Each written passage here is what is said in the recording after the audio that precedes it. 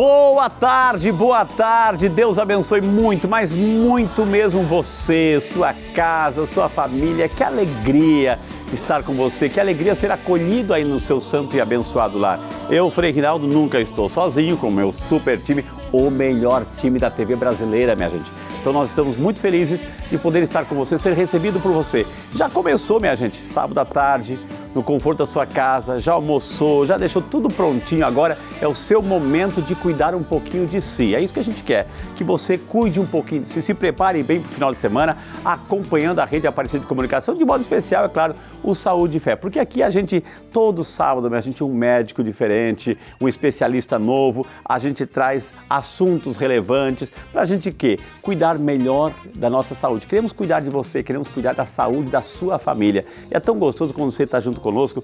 E lembrando que você deve e pode participar, minha gente. O WhatsApp você já decorou. Olha só o sonzinho, olha só, minha gente, que é o 12 99707 4730. 12 99707 4730 para você participar, sugerir temas, fazer o seu pedido de oração. Vai ser uma alegria muito grande, viu? A sua pergunta. E o nosso Instagram, minha gente. O Instagram a gente tem assim, essa característica de colocar lá fotos, enquetes, perguntas, assim você vai se preparando durante toda a semana. E o Instagram é @programa Saúde e Fé, para você acompanhar com muito carinho. Então sejam todos bem-vindos e bom programa para todos nós, minha gente. Minha gente, problemas de memória, dificuldades na fala e no raciocínio, alterações de humor e de comportamento, são alguns os sinais que podem indicar o diagnóstico de Alzheimer. Segundo a Organização Mundial da Saúde, a doença é o principal tipo de demência no mundo, responsável por cerca de 70% dos casos. Aqui no Brasil, 1,2 milhão de pessoas são afetadas e mais de 35,6 milhões em todo o mundo sofrem com a doença. Seja muito bem-vindo, com muito carinho. Nós queremos, assim, receber ela, que é a nossa médica neurologista, a doutora Ana Carolina Dias Gomes, com muito carinho. Boa tarde, doutora, bem-vinda. Boa tarde. Que alegria receber. Boa tarde, Frei, boa tarde todo mundo. Doutora, está aumentando os casos no Brasil, doutora? Está aumentando. A população está envelhecendo, né? Está aumentando no mundo inteiro, na verdade. Entendi. Então, a gente acredita aí que isso vai se tornar uma doença cada vez mais cara para o sistema de saúde. Cada vez mais cara para as famílias do mundo inteiro, porque quando o paciente adoece toda a família junto. Com certeza. Então, é um problema... Sentando, doutora. Vamos sentar, sentando aqui com muito carinho. Ficar mais confortável. Não é? Ô, doutora, pode continuar, doutora. A senhora tava... Perfeito. Então, sim, está aumentando bastante e é uma preocupação para todo mundo, né? Quem que já não conheceu, já não conviveu com alguém com essa doença, é muito triste, é complicado mesmo. Então, doutora, seja muito bem-vinda. Hoje nós queremos assim, conversar sobre essa doença, desvendar o que é, como que se manifesta, quais são os primeiros sinais, para a gente ficar atento. Tem como prevenir tudo isso? É o que a gente vai conversar hoje com a doutora Ana Carolina Dias Gomes, nossa médica neurologista. Doutora, Alzheimer. O nome, muita gente, às vezes a gente brinca, etc. É a doença do alemão. Foi um pesquisador alemão que descobriu esses sintomas, doutora? Foi sim. Foi na própria esposa, na verdade. Na esposa? Ele descreveu, né, esses sintomas. E aí, conforme o tempo foi passando, ficou mais claro do que se realmente tratava a doença. A gente sabe hoje em dia que a doença de Alzheimer é uma demência. E as demências são muitas, então a gente tem várias causas de demência. A doença de Alzheimer é a mais comum delas, sendo que demência é quando a nossa cognição, então nossas faculdades mentais como memória, linguagem, orientação espacial e temporal vão declinando, vão ficando piores e isso dificulta então a vida da pessoa que está afetada. Doutora Ana, a gente sempre ouve dizer assim que tem muito a ver com aquela questão assim, a gente não usa 10% da nossa memória. Se a gente usasse a potência que tem nossa memória, enfim, a gente não ativa. Então, também tem um pouco dessa característica. E a pergunta que vem logo em seguida, é uma doença de gente grande, de gente idosa ou pode em qualquer faixa etária da nossa existência, doutora? Ótima pergunta. É muito mais comum em faixas etárias mais avançadas, tanto que uma minoria dos casos vai acontecer antes de 60 anos. Tá. Então, é uma doença classicamente relacionada à idade mais avançada. O jovem precisa se preocupar? Praticamente não. Quando a gente fica um pouco mais preocupado? Quando tem uma história familiar de pessoas que desenvolveram essa doença ainda jovens. A gente considera jovem abaixo de 60 anos. Então, sim, nesses casos existe um certo grau de preocupação, mas o pulo do gato que a gente consegue saber hoje em dia é que a prevenção consegue reduzir muito a chance dessa doença, mesmo nas pessoas que têm essa história familiar. E isso é uma minoria, tá? São apenas 5% no máximo, tá? Então, a maioria, na verdade, essa doença vai aparecer por conta de fatores de risco comuns. A senhora falou assim, doutora, assim, acima de 60 anos é mais comum, etc., né? Já Sim. é na terceira, né? Na terceira página da vida, né? Doutora, aí tem a ver também com a questão, eu fico imaginando assim, tem carga hormonal envolvido, tem situações, enfim, ou não, Sim. é só questão de idade mesmo, e por quê? Na verdade, tem a questão hormonal envolvida, sim, mas os fatores de risco que já estão mapeados e já são clássicos, inclusive uma revista grande, The Lancet, publicou agora recentemente, em 2024, esses fatores de risco, sistematizou pra gente, né? E são 14 fatores de risco, a maioria deles são cardiovasculares. Uau! Então, pois é. Não me assusta, doutora, né? Eu tenho 2 molinhas aqui, doutora, eu tenho 2 molinhas aqui já, né? Então cuida bem das molinhas e do coração exato, todo. né? Mas um dos principais fatores de risco é hipertensão arterial, por exemplo. Outro, diabetes, obesidade, sedentarismo. E aí você pensa assim, mas todo mundo fica falando que tem que ter estilo de vida saudável hoje em dia, isso é besteira, isso não é besteira. Isso, você fazer esse básico, né, bem feito... A lição de casa? A lição de casa reduz aí sua chance de ter doença de Alzheimer em pelo menos 40%, 40% para mais. Ok. Agora, doutora, no sentido assim, tem a ver também com a questão da escolaridade, ou seja, porque a gente sabe, eu aprendi, né, para me preparar para entrevistar a doutora Ana Carolina aqui, a gente sabe que os nossos neurônios, eles estão pertinho do outro, fazem umas conexões, as sinapses ali, aquele choquinho que dão ali, é o que dão, o que vai movimentar, enfim. No Alzheimer, né, a escolaridade, a formação, o elemento cultural, está envolvido nessas conexões, doutora? Demais, demais. Então, se a gente parar para pensar, uma criança que está na escola já está se protegendo do Alzheimer. Então, a escolaridade aumenta muito as conexões aí entre os neurônios. Olha lá, a gente está até mostrando assim, né? Sim. Olha lá, as conexões ali, ó, o choquinho ali, ó. Exato. E aí isso aumenta a nossa reserva cognitiva, que a gente chama. Então, mesmo que você acabe desenvolvendo a doença, se você tem muitas conexões entre os neurônios, eles se protegem, porque você faz você consegue fazer atalhos. Muitas redes, network de neurônio. Exatamente. Você consegue usar caminhos diferentes para obter aquela informação que você está buscando. Então, o que é bom, assim, para ativar, doutor? No Alzheimer, os neurônios vão morrendo? Como é que é? Ou vão se distanciando um do outro? Vão morrendo. Infelizmente, eles vão morrendo. A gente não tem essa fisiopatologia, que é o nome do que a gente dá de como se dá o processo de uma doença. A gente não tem isso totalmente, perfeitamente elucidado, mas a gente sabe que algumas coisas acontecem que acumulam umas proteínas que atrapalham o neurônio a funcionar e ele acaba morrendo. Quando ele morre, isso acontece em algumas regiões primeiro, depois vai pegando todo o cérebro, por isso que é uma doença degenerativa e progressiva. Mas quando isso acontece, então as funções daqueles neurônios que foram afetados, que foram morrendo, vão morrendo também.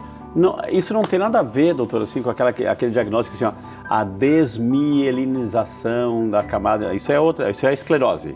Isso, é outra coisa. É outra coisa. Aqui aí as conexões mesmo, mas por que chegam a acontecer isso, doutora? Então, a gente não sabe exatamente como começa tudo. A gente sabe que começa muito antes da pessoa ter sintoma, décadas até antes. Uau! Mas essas proteínas, elas vão se acumulando. Então, a gente acredita que tem um pouco de doença vascular associada à inflamação cerebral, isso bem antes. E essas doenças cardiovasculares fazem isso com o cérebro. E eu queria comentar sobre uns fatores de risco que não são tão comuns o pessoal comentar. A senhora manda aqui, doutora. Tem uma que eu gosto sempre de alertar as pessoas, que é a saúde auditiva. Muito importante, aumenta muito o risco a gente deixar a pessoa com a audição muito ruim. E agora a visão também.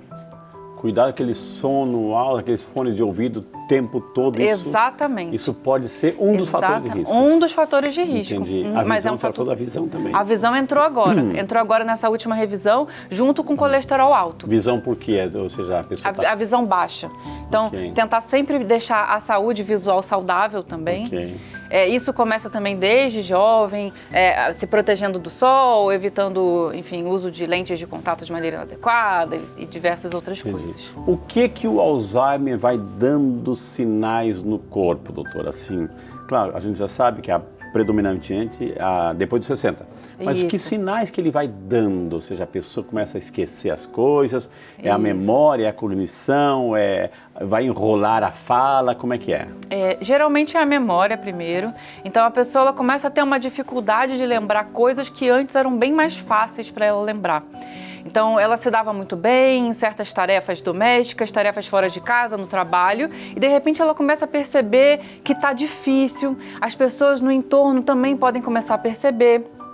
Então, e isso vai piorando, né? Então, a gente tem um estágio inicial e aí depois a pessoa vai piorando várias outras funções também. Linguagem pode estar afetada, a orientação temporal e espacial, isso eu quero frisar, porque é bem comum bem no início a pessoa ter essa questão. A pessoa pode se perder num lugar que ela andava muito bem antes, ou ela começa a se perder no tempo. Ela não tem muita noção de que ano a gente está, ou mês, data em geral, sabe?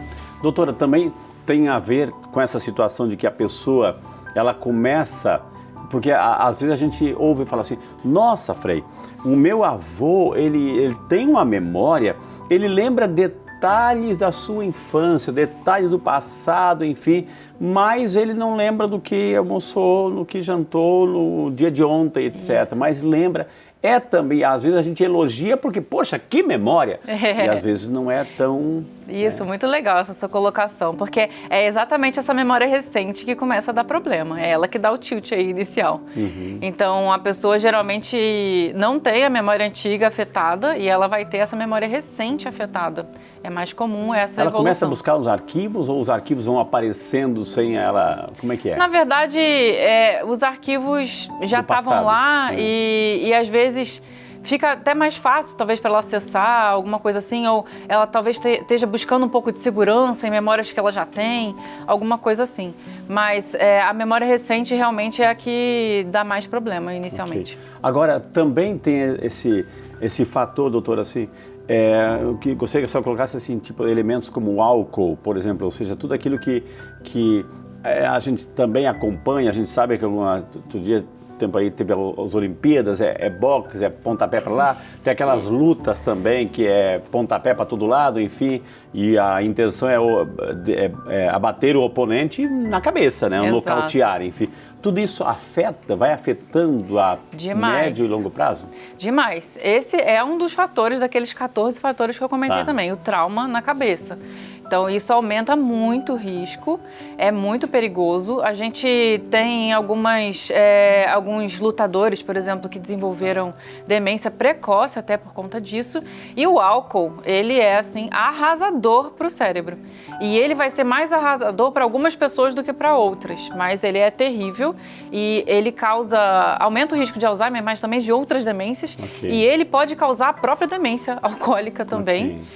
Tem várias questões aí cerebrais relacionadas ao álcool, e não só cerebrais, ele ataca também os nervos periféricos. Então, o álcool é terrível.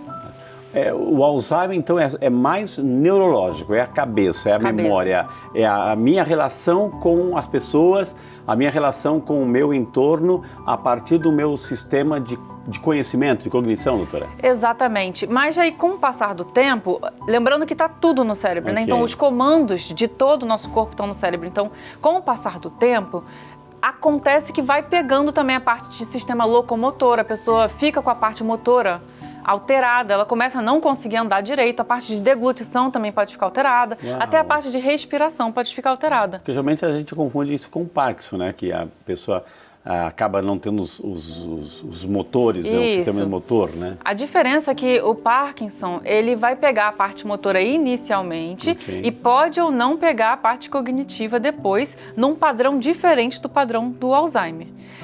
Então, o Alzheimer, ele vai pegar essa parte motora já no final da doença, de uma forma diferente do Parkinson. O Parkinson, a gente tem uma série de sinais e sintomas que a gente busca, que são clássicos. No Alzheimer, não. Pode pegar a parte motora de maneiras anárquicas, eu diria assim, diferentes. Uma vez que começou, eu lembro que a senhora falou uma palavra assim, degenerativo. Isso. Uma vez que começou, desencadeou o processo, ele é um processo contínuo, progressivo, ou eu posso fazer algo para retardar aí, doutor, para impedir o avanço? Perfeito. Ele é, infelizmente, sempre progressivo. A gente tem alguns tratamentos que impedem clinicamente, e não impedem, mas retardam clinicamente a evolução. Aí ficou complicado um pouco de entender, mas é o seguinte, a parte que a pessoa está lembrando, falando, a gente consegue melhorar, mas a doença, ela continua acontecendo lá nos bastidores. A gente só consegue melhorar a função, entende? Então, a gente tem alguns remédios aí que atuam nisso, mas a gente não consegue parar a doença. Agora, esses fatores de risco que eu comentei, eles também podem acelerar se eles estiverem presentes. Ok, a pessoa não está se cuidando, está fumando demais, está usando outro tipo de subterfúgio, uma droga, etc. Exato, né? o próprio já está álcool. acelerando. Né? O próprio álcool. Não está se tratando da pressão, enfim, não tem um controle de diabetes, Exato. enfim. Tem problemas cardíacos não controlados, também tudo isso acelera o processo. Acelera demais e aumenta o risco de acidente vascular encefálico, o AVC também, que pega também o cérebro e acaba piorando muito as coisas também. Eu, como sacerdote, atendo muita gente, doutora, assim, às vezes assim, a gente se penaliza, né, se comove em situações assim, Frei, né, meu pai não me reconhece mais, eu vou lá, ele me confunde com outra pessoa, às vezes ele chama, acha que eu sou a mãe dele, etc., a avó, enfim, ele não me reconhece mais, ou seja, e a pessoa chora porque não é, daí eu sempre tenho dito assim, olha, por mais que ele pode não te reconhecer, não porque ele não queira, né, não porque ele queira, mas é a consequência da doença, ele pode não saber quem você é, mas você sabe quem ele é. Quem ela é, ou seja, trabalhar esse lado também na família, que é complicado, né, doutora? Demais, demais. A impressão que dá é que a pessoa vive um luto em vida, porque aquele ente querido se torna uma outra pessoa.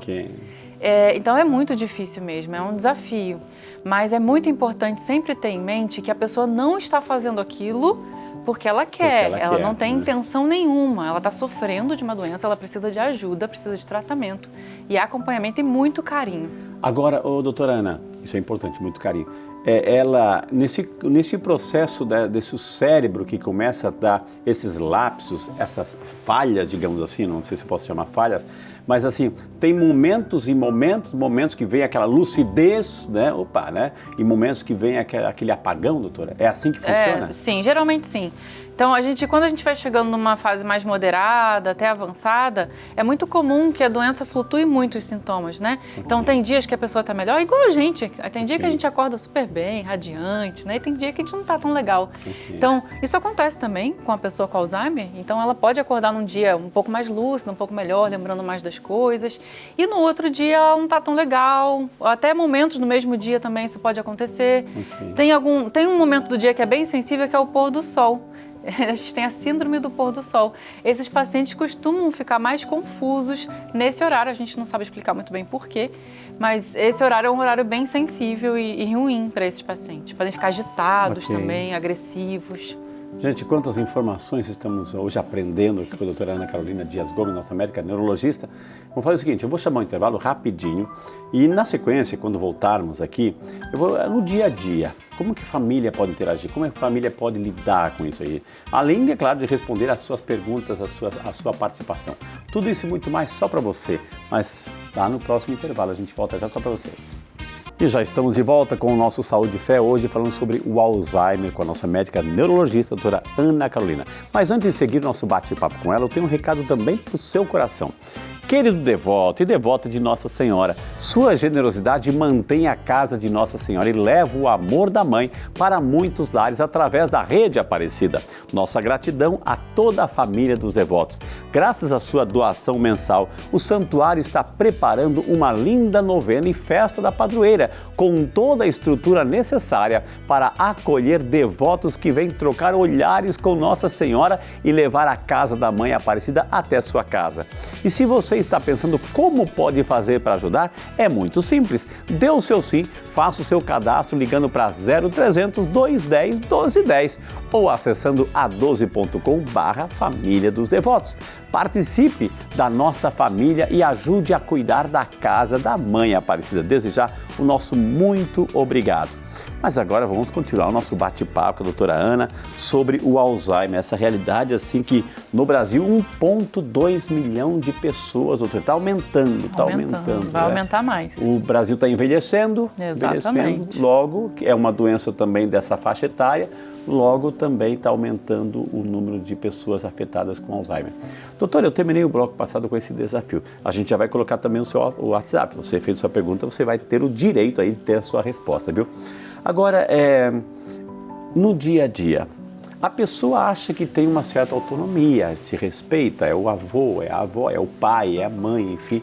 Aí, mas como é que o filho, a filha começa a perceber que de repente está alguma coisa estranha acontecendo, doutora? Eu sempre digo que ao menor sinal de suspeita, já buscar o médico de confiança, que geralmente a pessoa tem, né? Um médico de confiança. Da família, o clínico, exatamente, o geriatra. O clínico que vai passeando todo. Conversar com ele sobre os sintomas. Agora, se preferir, procurar diretamente o neurologista, que é o especialista, né? Nessas doenças neurológicas, enfim. A gente vai pesquisar coisas que são muito importantes, que podem simular demência. Ok. Então, por exemplo, depressão. Depressão pode simular demência e é um fator de risco também. Tá. Então, a gente precisa diagnosticar, tratar. Às vezes, precisa da ajuda do colega psiquiatra, do colega psicólogo para tratar aquele paciente. Mas tem outras também. A gente tem déficit de vitamina B12, por exemplo. Então, por isso que ao menor sinal de desconfiança, o ideal é procurar o médico. Doutora, essa percepção, ela é visual, comportamental, ou seja, eu estou vendo o comportamento, enfim, na fala, ou também algum exame que pode detectar. Por exemplo, um hemograma, tem alguma voz lá que, opa, isso aqui está alterado, isso aqui pode sinalizar ou não? Não, o hemograma não. Na verdade, dos exames de sangue, a gente usa mais para detectar esses fatores que podem simular a demência. Okay. Uma anemia, por exemplo, muito grave, arrastada, poderia dar algum comprometimento cognitivo também, mas realmente é uma coisa mais comportamental, mais de observação do dia a dia, é você observar se o seu pai, sua mãe, seu avô está se comportando de maneira um pouco diferente em tarefas ou mais lento. Isso é legal de perceber. Por favor. A pessoa faz aquela mesma tarefa sempre do mesmo jeitinho e você percebe que ela começou a demorar muito para fazer aquela tarefa. E aí já pode levantar aí uma suspeita, daí começar a perguntar mais. Mãe, você assistiu o que ontem? Me conta um pouquinho como foi, me conta um pouquinho sobre essa novela. Se a pessoa começar a ter dificuldade de responder o que fez ontem, o que assistiu, talvez já seja algum sinal de alguma coisa. Algumas pessoas me comentam assim, Frei, o meu pai, assim, ele... Não sei, a pergunta é bem leiga nesse sentido, assim. Sim. De repente, a questão do comportamento, ele pode, né? Nunca falou palavrão e pode falar, pode, de repente, assim, querer tirar roupa, né? Enfim, tem isso também, doutora? Tem. Nos estágios iniciais, geralmente não, a não ser que seja um outro tipo de demência. Mas em qualquer tipo de demência, a intervenção precoce é sempre a ideal. Okay. Então, se isso está acontecendo, o ideal é procurar ajuda. Okay. Mas na doença de Alzheimer, isso não é tão comum de acontecer logo no início, mas pode acontecer então, depois. Então tem estágios, a doença também tem estágios? Tem estágio, sim. A gente tem um estágio mais inicial, que geralmente tem alteração mais de memória, de uma maneira um pouco mais leve, e a pessoa geralmente não precisa de auxílio para fazer muitas das tarefas do dia a dia. Mas pode ter alteração de linguagem também, como eu falei. Então, a pessoa pode ter dificuldade de achar muitas palavras, ficar com um vocabulário mais restrito. Okay. Tem essa questão da orientação que eu tinha comentado. E aí, num estágio mais moderado, a pessoa pode começar a precisar de ajuda para fazer algumas tarefas do dia a dia. Aí depende de quantas tarefas a pessoa faz, né? Se trabalha ou se não trabalha. E no estágio mais avançado, a pessoa já é totalmente dependente, já pode ter alterações aí de esfíncter, que a gente chama, que é de perder urina, né? Perder fezes, locomoção, exatamente. Tá. Agora, doutora, também tem esse fator de que, conforme os estágios, a pessoa tem que ter um cuidado, se vai sair, vai abrir a porta, vai passar pelo portão, etc. Cuidado, porque pode perder a orientação e se perder. Sim, com certeza. A desorientação, não só a desorientação, mas alguns outras questões, a própria memória mesmo, pode influenciar nisso, na independência da pessoa, o que ela faz, o que ela deixa de fazer, a liberdade que ela tem. Isso é muito caso a caso, assim. Existem pacientes que fazem o mesmo percurso muito próximo de casa, em cidades menores, que todo mundo conhece aquele paciente, não tem muito acesso a transporte público.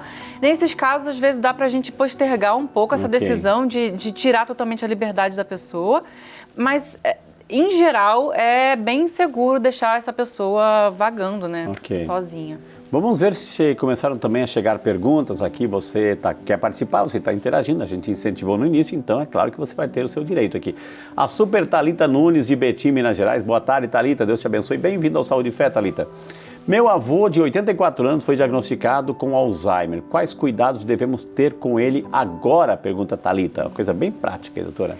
Bem, Thalita, o seu avô, ele precisa manter os cuidados, né? Com a saúde dele toda, cardiovascular, todos esses processos que eu tinha comentado anteriormente, porque seu avô pode acabar piorando mais rápido se vocês não cuidarem disso tudo. Precisa de um neurologista para acompanhar o seu avô, ou um geriatra também pode ser, para que a gente prescreva as medicações para ele. A gente usa medicações que aumentam um neurotransmissor chamado acetilcolina, e a gente usa também, no estágio mais avançado, uma outra medicação que modula o comportamento de um neurotransmissor chamado glutamato, e isso ajuda bastante. Além disso, a gente precisa ficar o tempo inteiro procurando esses fatores de piora, o tempo inteiro. Então, ver a questão da audição, ficar muito atento a tudo isso. Pedir exames de sangue de rotina, pedir... Enfim, a avaliação cardiovascular de rotina também, depende aí de como a pessoa tinha, né? Já tinha esses fatores anteriormente. Ô, doutora Ana, também nesse sentido, assim, a gente vê, né? É porque existem intenções e intenções, assim. Tome isso, que isso previne o Alzheimer. Tome 3 cápsulas. Ou seja, essa orientação, porque quando a gente fala, e a senhora colocou nomes, enfim, nossa, eu já vi falar, tem na farmácia, etc. Então vai lá e compra, e a deficiente de B12, então vai lá e se empanturra agora de B12. Enfim, essas orientações a ter esses complementos milagrosos aí. Perfeito. Não faça isso com seu avô, Thalita. Bem, esses suplementos e tal, tem lugar para eles, para alguns deles.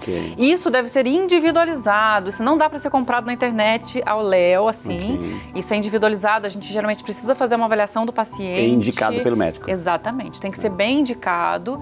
Então, tem muita coisa milagrosa por aí que, na verdade, não tem nada dentro. Tem que tomar muito cuidado. Mas tem lugar, sim, para diversas prescrições. Tá? Há uma pergunta de esperança, né? A medicina hoje está tão evoluída, doutora, então assim, a gente bate palma para a medicina, tanta coisa bonita que a gente vê acontecendo, assim, de evolução, de descoberta, enfim. Para o Alzheimer, ainda, como é que está assim, de 0 a 10, doutora, as pesquisas? 0 a 10 é difícil, mas eu queria que melhorasse muito. As pesquisas estão tentando muito, assim, eu diria que um 6. As pesquisas estão melhorando muito, estão indo para um caminho legal agora. A gente tem algumas em fase 3, que a gente chama, que já é uma fase avançada de pesquisa. Já saiu, inclusive, um anticorpo contra aquelas proteínas que eu tinha comentado. Mas, infelizmente, os desfechos não estão sendo tão perfeitos quanto a gente gostaria.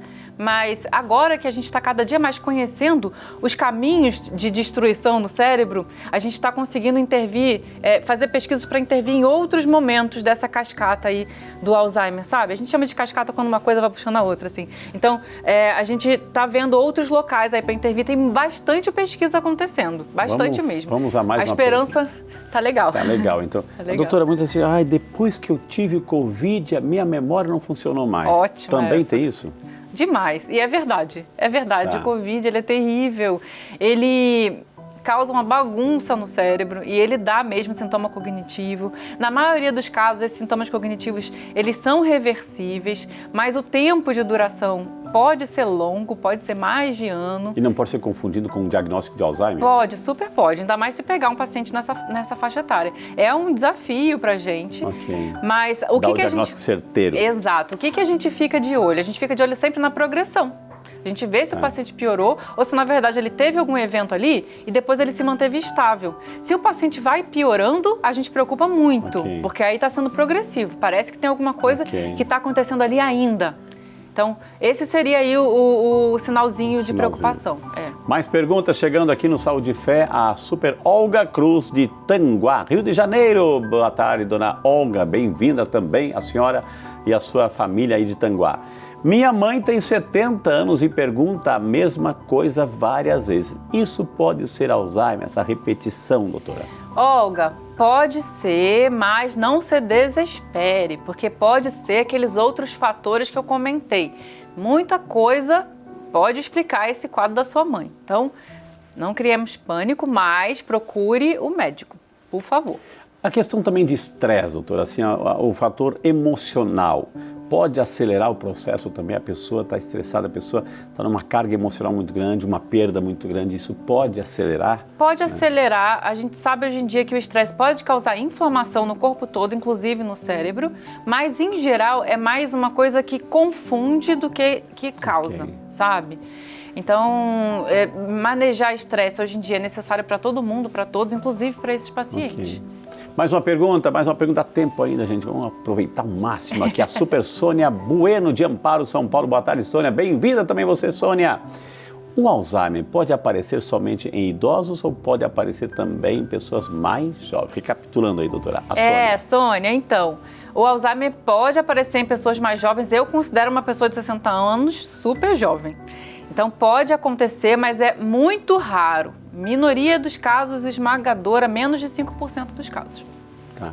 Então, pode aparecer, desde que também tenha um histórico familiar, etc. Exato. Nesses casos, geralmente, tem histórico familiar, sim. O que então, doutora, assim, o tempo já está indo embora, né? O que a gente pode fazer? Qual é a lição de casa para nós, assim, para a gente se prevenir, já que a gente não está naquela faixa etária lá, enfim, no grupo de risco, etc. O que a gente pode fazer no dia a dia para...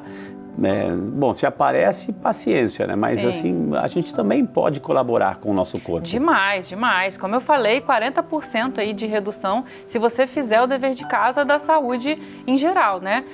Do estilo de vida. Então, não ser sedentário, tentar deixar o seu peso aí dentro do ideal, para sua altura, né?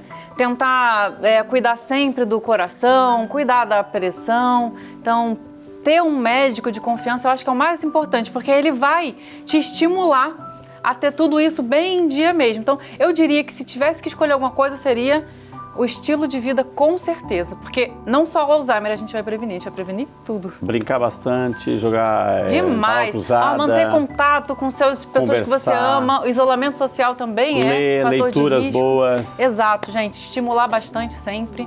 Agora, alegria, gente, alegria. Não tem muito estudo com alegria, mas eu tenho certeza que previne de um tudo, né? Previne estresse, previne Alzheimer, previne tudo. Próximo tema com a doutora Ana, alegria. Vou adorar. Gente, tivemos o prazer hoje de conversar com a nossa queridíssima médica neurologista, doutora Ana Carolina Dias Gomes, enfim. A doutora é da onde? Eu sou de Niterói, no Rio de Janeiro, mas moro aqui em São Paulo há 10 anos. Também dá essa alegria toda, a gente sabe de onde vem também, né? É o sol, né? A praia. Que maravilha. Doutora, muitíssimo obrigado. Obrigada, né? Que Deus abençoe, a senhora continue assim, esse trabalho lindo que a doutora faz. Obrigada. Essas pesquisas dando esperança e trazendo esses bons momentos assim, de informação como a senhora trouxe hoje, viu, doutora? Obrigada a você, eu estou muito feliz de estar aqui hoje, de verdade. Já conhecia o santuário, com certeza, né? Já conhecia. Já conhecia, então. Mas hoje foi super legal, conseguindo a missa. Olha, né, que maravilha, Adorei, já saudou ótimo. Nossa Senhora, já recebeu Jesus, que maravilha, doutora, muitíssimo obrigado, viu? Obrigada. E como ela citou, minha gente, assim, ó, já participou da missa, enfim, então ela também tem essa preocupação pela dimensão espiritual. Então, que tal a gente aprendeu a cuidar do corpo, mas também o espírito precisa desse alimento. Chegou o nosso momento de oração.